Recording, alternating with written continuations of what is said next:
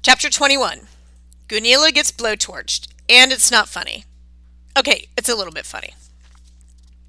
The main thing I discovered, Valhalla needed GPS. Even Gunilla got turned around in the endless corridors, banquet halls, gardens, and lounges. At one point, we were riding in a service elevator when Gunilla said, "Here's the food court." The doors opened, and a wall of flames engulfed us both. My heart leaped into my throat. I thought Cert had found me. Gunilla screamed and staggered backward. I smashed random buttons until the door shut. Then I did my best to put out the burning hem of Gunilla's dress. "You okay?" My pulse was still racing. Gunilla's arms were covered with patches of steaming red skin.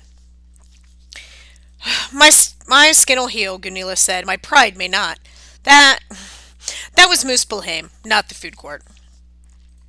I wondered if Cert had engineered our little detour somehow, or if the elevator doors in Valhalla often opened to the world of fire. I wasn't sure which possibility was more disturbing. The tightness in Gunilla's voice told me how much pain she was in. I remembered standing over Mallory Keene when she fell in battle, the way I'd been able to sense the damage and how it could be mended if I'd had more time. I knelt next to the Valkyrie. "May I?" "What are you—" I touched her forearm. My fingers began to steam, drawing the heat from her skin. The redness faded, her burns disappeared, even the singed tip of her nose healed. Gunilla stared at me as if I had sprouted horns. How did you weren't burned either, how?" "I don't know." My head spun with exhaustion. "Good luck, healthy living." I tried to stand and promptly collapsed. "Whoa, son of Frey." Gunilla grabbed my arm. The elevator doors opened again. This time we really were in a food court. The smells of lemon chicken and pizza wafted in. "Let's keep walking," Gunilla said. "Clear your head." We got some strange looks as we stumbled through the dining area. Me leaning against the Valkyrie captain for support, Gunilla's dress still smoking and tattered. We turned into a corridor lined with conference rooms. Inside one, a guy in studded leather armor was giving a PowerPoint presentation to a dozen warriors, explaining the weaknesses of mountain trolls. A few doors down, Valkyries in glittering party hats socialized over cake and ice cream. The birthday candle was shaped like the number 500. "I think I'm okay now," I told Gunilla. "Thanks." I wobbled a few steps on my own, but managed to stay upright. "Your healing abilities are remarkable," Gunilla said. "Frey is the god of abundance, fertility, growth, and vitality. I guess that explains it. Still, I've never seen an Einherji who can heal himself so quickly, much less heal others." "Your guess is as good as mine," I said. "Normally I have trouble just opening band-aids." "And your immunity to fire?" I concentrated on the carpet designs, keeping one foot in front of the other. I could walk now, but healing Gunilla's burns had left me feeling like I'd had a bad case of pneumonia. "I don't think it's fire immunity," I said. "I mean, I've burned myself before. I have a high tolerance for extreme temperatures. Cold, heat. The same thing happened on Longfellow Bridge when I walked into the flames." My voice faltered. I remembered that Gunilla had edited that video and made me look like a fool. "But you know all about that." Gunilla didn't seem to notice the sarcasm. She absently stroked one of the hammers in her bandolier if it was a kitten. "Perhaps in the beginning of creation only two worlds existed, Muspelheim and Niflheim. Fire and ice. Life rose between those two extremes. Frey is the god of moderate climes and growing season. He represents the middle ground. Perhaps that's why you can resist heat and cold." She shook her head. "I don't know, Magnus Chase. It's been a really long time since I met a child of Frey." "Why, are we not allowed in Valhalla?" We have some children of Frey from the old days. The king of Sweden were his descendants, for instance. But we haven't seen a new one in Valhalla for centuries. Frey is Vanir, for one thing." "Is that bad?" Cert called me Vanir spawn. "That wasn't Cert." I thought about my dreams, those glowing eyes in the smoke. It was Cert.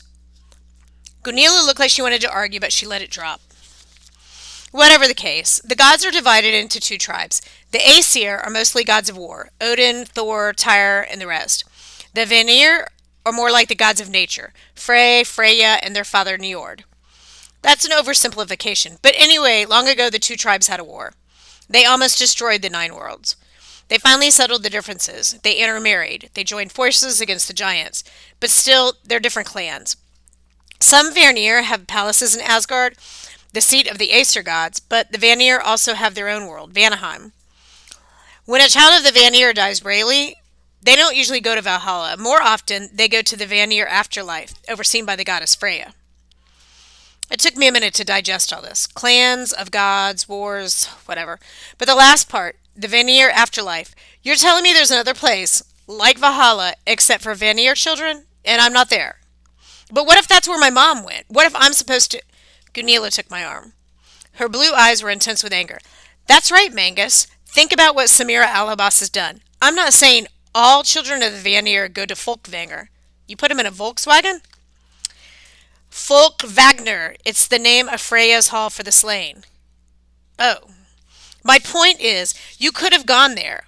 It would have been more likely. Half the honored dead go to Odin, half go to Freya. That was part of the agreement that ended the gods' war eons ago. So why did Samira bring you here? Wrongly chosen, wrongly slain? She's the daughter of Loki, the father of evil. She cannot be trusted. I wasn't sure how to answer. I hadn't known Samira all that long, but she did seem pretty nice. Of course, so did her dad Loki. You may not believe this, Gunilla said, but I'm giving you the benefit of the doubt. I think you may be innocent of Samira's plans. What plans? She laughed bitterly. To hasten doomsday, of course. To bring the war before we're ready. That's what Loki wants. I was tempted to protest that Loki had told me otherwise. He seemed more interested in stopping Surt from getting my dad's sword. But I decided it wouldn't be wise to tell Gunilla. I'd been having chats with the father of evil. So if you hate Sam so much, I said, why did you let her become a Valkyrie in the first place? That wasn't my choice. I oversee the Valkyries, but Odin picks them. Samira Alabas was the last Valkyrie he chose, 2 years ago, under what were unusual circumstances. The Allfather has not appeared in Valhalla since. You think Sam killed him? I meant it as a joke, but Gunilla actually seemed to consider it. I think Samira should never have been chosen as a Valkyrie. I think she's working for her father as a spy and a saboteur. Getting her kicked out of Valhalla was the best thing I ever did. Wow. Magnus, you don't know her. There was another child of Loki here once. He wasn't what he seemed. She stopped herself, looking like someone who had just stepped on her heart. Never mind. I swore to myself I wouldn't be fooled again. I intend to delay Ragnarok for as long as possible. The edge of fear had crept back into her voice. She didn't sound much like the daughter of a war god. Well, why delay, I asked. I mean, isn't Ragnarok what you're all training for? It's like your big graduation party. You don't understand, she said. Come, there's something I need to show you. Come on, we'll go through the gift shop. When she said gift shop, I imagined a glorified closet selling cheap Valhalla souvenirs. Instead, it was a 5-level department store combined with a convention center trade show. We passed through a supermarket, a clothing boutique with the latest in Viking fashions, and an IKEA outlet, naturally. Most of the showroom floor was a maze of stalls, kiosks, and workshops. Bearded guys in leather aprons stood outside their forges offering free samples of arrowheads. There were specialized merchants for shields, spears, crossbows, helmets, and drinking cups. Lots and lots of drinking cups. Several of the larger booths even had full-size boats for sale. I patted the hull of a 60-foot warship. I don't think this would fit in my bathtub. We have several lakes and rivers in Valhalla, Gunilla said. There's also the whitewater rafting experience on floor 12. All Einherjar should know how to fight at sea as well as on land. I pointed to the riding ring where a dozen horses were tethered. And those? You can ride a horse through the hallways? Of course, said Gunilla, we're pet-friendly. But notice, Magnus, the lack of weapons, the scarcity of armor. You're kidding, right? This place has thousands of weapons for sale. Not enough, Gunilla said. Not enough. Not for Ragnarok. She led me down the Nordic knickknacks aisle to a big iron door marked Authorized Personnel Only. She slipped one of her keys into the lock. I don't show this to many people. It's too disturbing. Not another wall of fire, is it? Worse. Behind the door was a set of stairs, then another set of stairs, then another set of stairs. By the time we reached the top, I'd lost count of how many flights. My upgraded Einherji legs felt like overcooked linguine. At last, we stepped onto a narrow balcony. This, Gunilla said, is my favorite view. I couldn't answer because I was too busy trying to not die from vertigo. The balcony ringed the opening in the roof above the Hall of the Slain. The tree, Leyverder's topmost branches stretched upwards, making a green dome the size of spaceship Earth at the Epcot Center. Inside, far below, hotel staff scurried around the table like termites, getting things ready for dinner. From the outer edge of the balcony, the roofline of Valhalla sloped away. A thatchwork of gold shields, blazing red in the evening sun. I felt like I was standing on the surface of a metal planet. Why don't you show this to people? I asked. I mean, it's intimidating, but it's also beautiful. Over here, Gunilla pulled me to a spot where I could gaze down between two sections of the roof. My eyeballs felt like they were going to implode. I flashed back to a presentation my sixth grade science teacher once gave me on the size of the universe. He explained how vast the Earth was, and then described that it was nothing compared to the solar system, which in turn was nothing compared to the galaxy, etc., until I felt as significant as a speck on the underarm of a flea. Stretching out around Valhalla, gleaming to the horizon, was a city of palaces, each as big as impressive as the hotel. Asgard, Gunilla said, the realm of the gods. I saw roofs made entirely of silver ingots, hammered bronze doors big enough to fly a B-1 bomber through, sturdy stone towers that pierced the clouds. Streets were paved in gold. Each garden was as vast as Boston Harbor. Encircling the edge of the city were white ramparts that made the Great Wall of China look like a baby fence. At the very edge of my vision, the city's widest avenue ran through a gateway in the walls. On the far side, the pavement dissolved into multicolored light, a roadway of prismatic fire. That's the Bifrost, Gunilla said, the rainbow bridge leading from Asgard to Midgard. I'd heard about the Bifrost Bridge. In my children's myths book, it was a 7-color pastel arc with happy bunnies dancing across the base. This bridge had no happy bunnies. It was terrifying. It was a rainbow in the way a nuclear explosion was a mushroom. Only the gods may cross over, Gunilla said. Anyone else would burn the moment they set foot on it. But we're in Asgard. Well, of course, Valhalla is in one of Odin's halls. That's why within the hotel, the Einherjar are immortal. So you can go down there, see the gods, sell Girl Scout cookies door to door or whatever? Gunilla curled a lip. Even gazing upon Asgard, you have no sense of reverence. No, not really, no. Without the express permission of Odin, we aren't allowed to visit the city of gods, at least not until the day of Ragnarok, when we will defend the gates. But you can fly. It's forbidden to go there. If I tried, I would fall from the sky. You're missing the point, Magnus. Look at the city again. What do you notice? I scanned the neighborhood, trying to see past all the silver and gold and scary, huge architecture. In one window, rich drapes hung in tatters. Along the streets, fire braziers stood empty and cold. The statues in one garden were completely overgrown with thorn bushes. The streets were deserted. No fires burned in any of the windows. Where is everybody? I asked. Exactly. I would not be selling many Girl Scout cookies. You mean the gods are gone? Gunilla turned towards me, her string of hammers glinting orange in the sunset. Some may be slumbering. Some are roaming the 9 worlds. Some still appear from time to time. The fact is, we don't know what's going on. I've been in Valhalla for 500 years, and I've never seen the gods so quiet, so inactive. The last 2 years, she plucked a leaf from a low-hanging branch of Larador.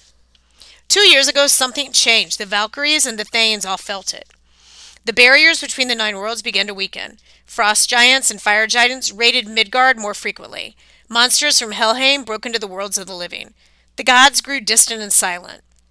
This was around the time that Samira became a Valkyrie, the last time we saw Odin. It was also when your mother died. A raven circled overhead. 2 more joined it. I thought about my mom, how she used to joke that the birds of prey were stalking us when we went hiking. They think we're dead. Quick, start dancing. At the moment, I wasn't tempted to dance. I wanted to borrow Gunilla's hammers and knock the birds out of the sky. You think there's a connection between those things? I asked. All I know, we are poorly prepared for Ragnarok. Then you arrive. The Norns issued dire warnings, calling you the harbinger of the wolf. That's not good, Magnus. Samira Alabas may have been watching you for years, waiting for the right moment to insert you into Valhalla. Insert me? Those 2 friends of yours on the bridge, the ones who had been monitoring you since you became homeless, perhaps they're working with her. You mean Blitz and Hearth? They're homeless guys. Are they? Don't you find it strange they looked after you so carefully? I wanted to tell her to go to Helheim, but Blitz and Hearth had always seemed a little unusual. Then again, when you live on the streets, the definition of normal gets a little fuzzy. Gunilla took my arm. Magnus, I didn't believe it at first, but if that was Surt on the bridge, if you did find the Sword of Summer, then you're being used by the forces of evil. If Samira Alabas wants you to retrieve the sword, then that's exactly what you cannot do. Stay in Valhalla. Let the Thanes deal with this prophecy. Swear you'll do this, and I'll speak to the Thanes on your behalf. I'll convince them that you can be trusted. Do I detect an or else? Only this. By tomorrow morning, the Thanes will announce their decision regarding your fate. If we cannot trust you, then we'll have to take precautions. We must know what side you're on. I looked down at the empty golden streets and I thought about Sam Alabas dragging me through the cold void, putting her career on the line because she thought I was brave. You have potential, Magnus Chase. Don't prove me wrong. Then she'd been vaporized in the feast hall thanks to Ganila's edited blooper reel. I pulled my arm away. You said Frey is about the middle ground between fire and ice. So maybe this isn't about choosing sides. Maybe I don't want to pick an extreme. Gunila's expression rolled shut like a storm window.